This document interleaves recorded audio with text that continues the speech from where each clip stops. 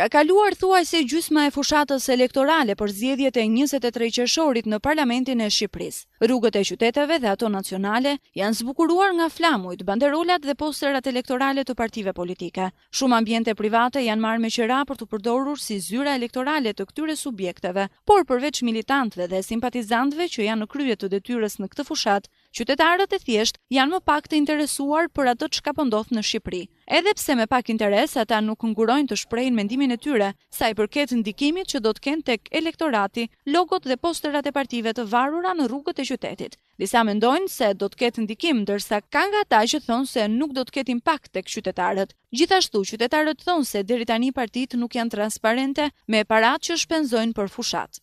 Mendoj që nuk ka ndikim ke qytetarët. S'kam se ke ndikim. A keni një përshtypje ju për sa i përket kostove financiare që kanë bërja këtyre? Tash kosto financiare detyrimisht duhet kem, si mos banderolave dhe flamujve të gjithëve këto.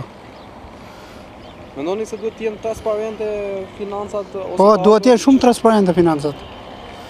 Që shpenzohen për fushat. Po tash edhe ke qytetarët, po edhe ke elektorati. Ndikojnë? Ndikojnë. Sa do pak.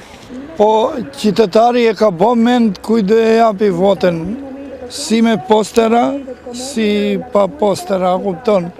Në një ka bindjen e vetë politike që do e japi e zem partisë, në një, për shembull, është i punësuar detyrimisht votën do e japi atje ku ai punësum edhe ai detyrum t'ja japi. Duhet ta di, për shembull, populli, ti si parti ose si subjekt ose si, po them, mund të jesh deputet i pavarur, ku i more ato të ardhurat që bën fushate, domethënë. Deri tani keni dëgjuar që ndonjë parti politike të tregojë se nga i ka gjetur parat? As edhe një. Këto janë gjëra sekrete të partive. Ata po luftojnë për karriget e veta, që s'po pyesin për popullin fare. Ne kemi gjithkohë pa punë pa gjë. Këto janë parti që lufton Sala, lufton tjetër, Edi Rama, Ilir Meta për vetes. A duhet të bëjmë të shpenzimet për fushat sipas jush transparent? S'duhet të bëjmë shpenzime, pse të bëjmë shpenzime? Po desh populli me dhënia jep. Ka punu për t'ia dhënë dhe ja japi, s'ka punu për t'ia dhënë si e botën. Jepi pensionin atit fukarajt ose jepi tjetit, rregullo spitalet, qerë dhe kopshe, t'jetoj njeriu më mirë, jo kështu. To janë shpenzime për karrikin e atyre, nuk janë për ne.